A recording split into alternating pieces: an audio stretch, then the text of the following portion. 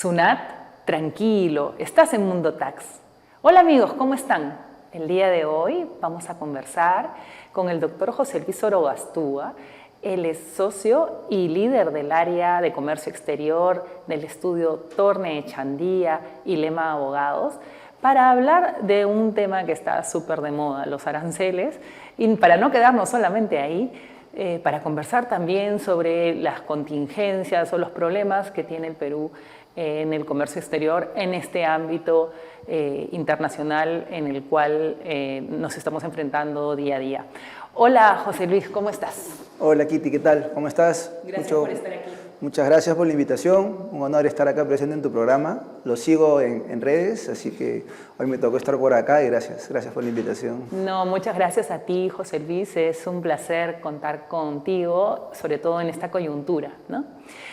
José Luis, podríamos empezar simplemente de manera muy general hablando de qué cosas son los aranceles para que las personas que no son expertas puedan conocer qué cosa es lo que está ocurriendo en el mundo con esta guerra comercial entre Estados Unidos y China. Sí, claro, cómo no, Kitty, encantado. A ver, mira, en términos generales, los aranceles son impuestos que se imponen a la importación de bienes a un determinado país, ¿no?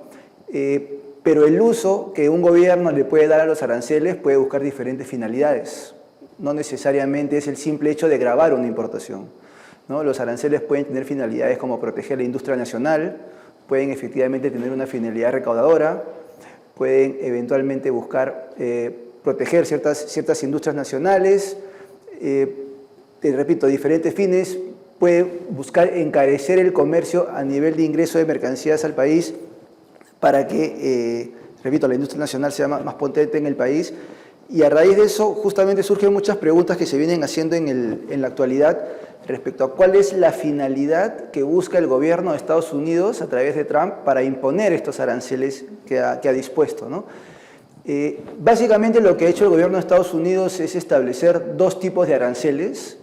Un arancel universal que se aplica a todo país cuando importa hacia Estados Unidos, y un arancel recíproco, que es un arancel diferenciado en porcentajes a los diferentes países, ¿no?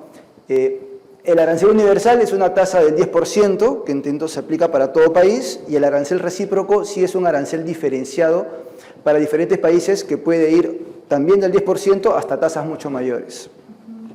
Entonces surge la pregunta, ¿por qué ha impuesto el gobierno de Estados Unidos estos aranceles bajo esta modalidad, ¿no? Y ahí, frente a esa pregunta, hay varias respuestas, que en realidad no hay una sola. Y también difícil saber cuál es la verdadera intención del gobierno de Estados Unidos para haber impuesto estos tipos de aranceles. A ver, uno puede pensar que es, como dije inicialmente, un interés meramente recaudatorio. El gobierno norteamericano quiere recaudar más a través de esos aranceles. Otra finalidad puede ser también lo que ya comenté, proteger a su industria respecto a industrias extranjeras que están ingresando productos en su mercado. Otra puede ser combatir el déficit de la balanza comercial, ¿no? Estados Unidos siente de que ellos exportan menos de lo que importan. Entonces, tal vez buscar un balance respecto a sus importaciones y sus exportaciones, incrementando los aranceles, que se nivelen sus exportaciones con sus importaciones, puede ser esa otra finalidad. Otra finalidad puede ser encarezco las importaciones y con ello genero que las industrias norteamericanas que se fueron a terceros países regresen. También puede ser esa la finalidad.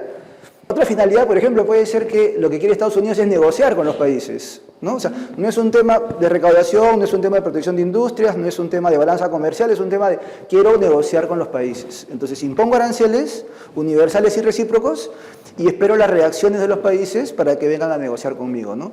¿Por qué? Porque quiero negociar ciertas cosas. Quiero negociar, por ejemplo, que los países tengan mayor cuidado al momento de realizar exportaciones hacia el país respecto de ciertas mercancías restringidas o mercancías ilícitas.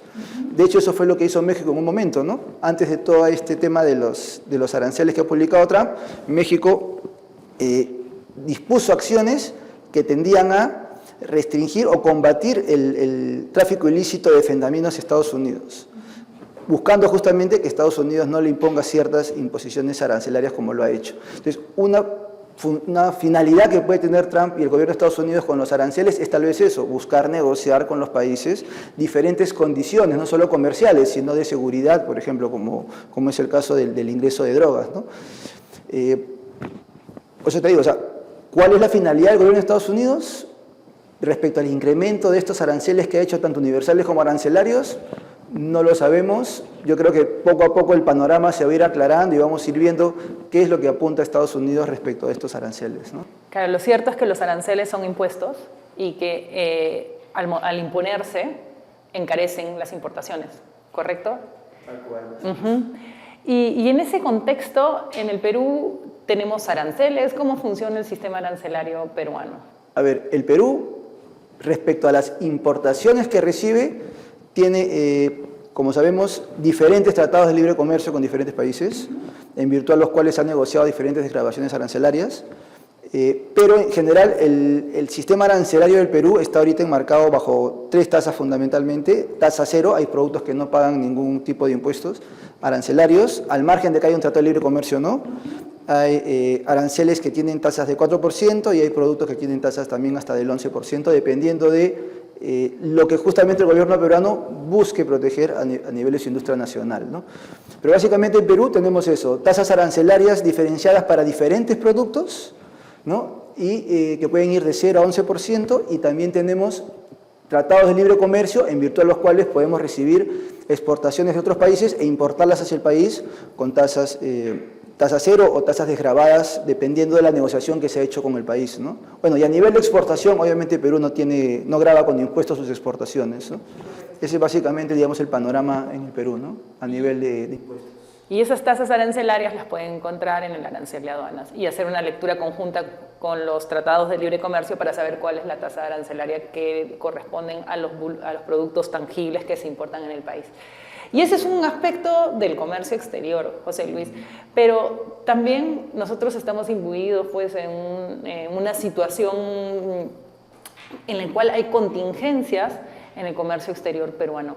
Yendo a esa pregunta, ¿cuáles serían las contingencias que tú observas en el comercio internacional o el comercio exterior, perdón, en el Perú?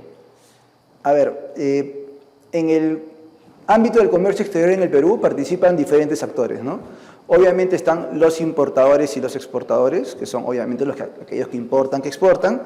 Tenemos al operador logístico, que es aquel que le brinda el servicio logístico, es importador o es exportador para que esa mercancía pueda ingresar al país o pueda ser retirada del país. Y tenemos un tercer factor que participa en el comercio exterior, que es principalmente SUNAT, ¿no? Que es aquella entidad que controla y supervisa que estas importaciones y exportaciones se lleven de manera correcta. Obviamente hay otras entidades en paralelo también que participan básicamente en lo que es control de mercancías restringidas, ¿no? Ministerio de Transporte de Comunicaciones, DIGEMIT, permisos, licencias previas, etcétera, ¿no?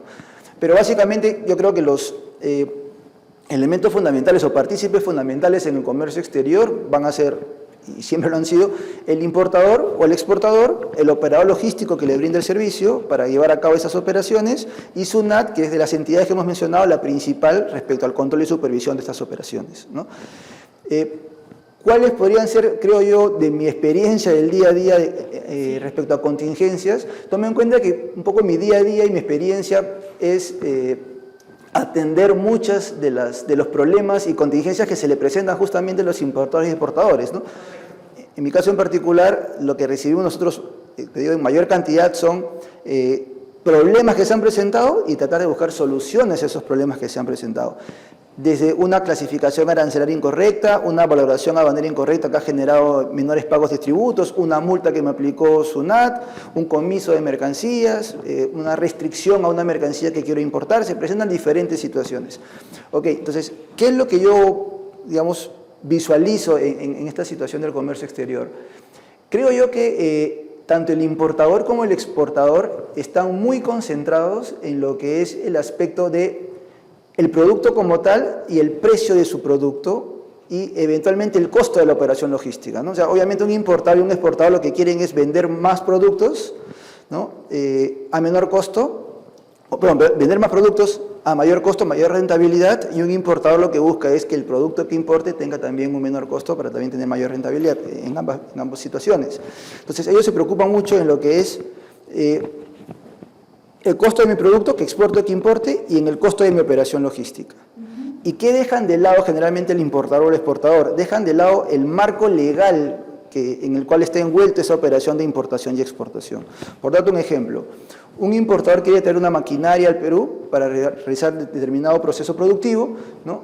Y se preocupa en que esa maquinaria conseguirla al menor costo posible, obviamente con una calidad adecuada, y que la operación logística para traer esas maquinarias al Perú no le sea muy costosa para que finalmente la operación les resulte rentable. Okay. Pero, por ejemplo, ¿qué descuida? Descuida, por ejemplo, la clasificación arancelaria que debe tener esa maquinaria, que es, digamos, el punto del cual se inicia una operación de comercio exterior. ¿Cuál es la clasificación arancelaria que debe tener esa maquinaria o cualquier producto que tú importes? ¿Por qué? Porque la clasificación arancelaria lo que luego te va a indicar es justamente lo que conversábamos. ¿Cuáles son los tributos que voy a pagar en esa importación? Ya sea derechos arancelarios, ya sea IGB, ya sea impuesto de promoción municipal, impuesto selectivo al consumo. Pero ¿quién me va a decir qué impuestos voy a pagar? La clasificación arancelaria. No solo tributos, ¿no? Sino también puedo eventualmente ser sujeto de algún tipo de recargo, llámese algún antidumping o alguna sobretasa adicional arancelaria que pueda estar afecta a mi producto. Entonces, ese es un primer gran problema, creo, que los importadores y los exportadores, creo también, no se preocupan en determinar cuál es la clasificación arancelaria del producto, que, como te comento, es la matriz de lo que se parte en el comercio exterior. Complementando eso, pocas veces también se preocupan en ver si efectivamente el valor que van a declarar ante la aduana es el valor correcto para base imponible del pago de impuestos. Hay a veces descuidos en saber si la mercancía es restringida o no, o si no requiere un permiso. Y también no se preocupan adecuadamente en ver si el producto que van a comprar cumple con reglas de origen para aplicar un acuerdo comercial. Y tal vez no se preocupan en esos temas legales, tal vez, y yo creo que es así, porque piensan que el operador logístico les va a dar ese soporte, ¿no? Que el operador logístico se va a encargar de analizar todo ese panorama, y que no es función de ellos como importador o exportador analizar eso, porque es el operador logístico el que lo debería hacer. Y en teoría lo debería hacer, pero el operador logístico muchas veces no lo hace.